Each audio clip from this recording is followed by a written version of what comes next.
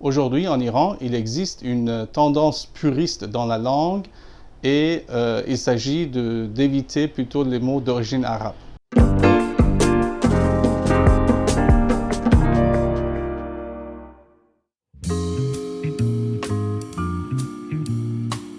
Si vous dites merci en roulant le R à un Iranien qui ne parle pas français, il vous comprendra tout de suite, parce que c'est un mot qui est largement utilisé en persan. Au début, ce mot français était utilisé en persan comme beaucoup d'autres mots d'origine française, mais il est aujourd'hui très courant. Il y a bien sûr d'autres mots pour désigner le remerciement qui sont quasiment tous d'origine arabe, comme motchakkeram, tashakkur, mamnoun et khayli mamnoun. Mais il y a une tendance croissante chez les Iraniens à utiliser un autre mot qui est d'un registre soutenu, d'un langage plutôt livresque, qui est un mot d'origine purement persane. Sepas, qui veut dire merci, ou sepas gozaram, je vous remercie. C'est le même mot qui fait spasiba en russe et qui veut dire merci également. Je dis entre parenthèses que la deuxième partie du mot russe, c'est-à-dire ba ou bok, vient du mot bar en persan, qui veut dire Dieu.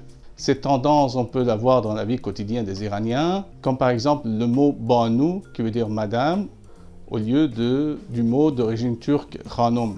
Les Iraniens pratiquent ce purisme linguistique même en choisissant les prénoms de leurs enfants. Au lieu de mettre les prénoms d'origine arabe comme Mohammed, Ali et Fatemeh, ils reprennent les prénoms de la période pré-islamique comme Sina, Tina et Arash. Vous pouvez lier cette tendance au nationalisme iranien, certes, mais un nationalisme qui est différent aujourd'hui. Avant la République islamique, ce nationalisme était un choix pour les Iraniens, alors qu'aujourd'hui, il est devenu une sorte de réaction dans la société. Une réaction à la République islamique qui, en se basant sur une sorte de nationalisme islamique chiite, cherche à rejeter le plus grand nombre possible des signes de la culture iranienne pré-islamique. Or, on peut dire que le nationalisme est devenu aujourd'hui pour le peuple iranien une sorte de résistance. D'ailleurs, c'est pour cette même raison que le peuple recourt à la nostalgie, à son droit à la nostalgie, en regardant les films anciens et en regardant les simples scènes de vie courantes sous le Shah, l'ex-souverain de l'Iran.